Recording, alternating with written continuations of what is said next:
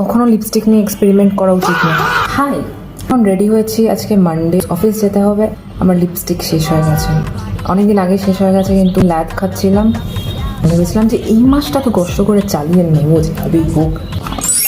আমি ব্লিঙ্কিট থেকে lipstick order করেছি, এতটা এমার্জেন্সি হয়ে গেছিল।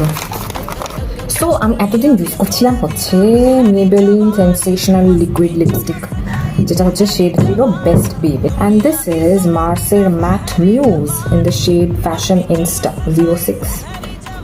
This is the packaging guys. একটু কায়দা করে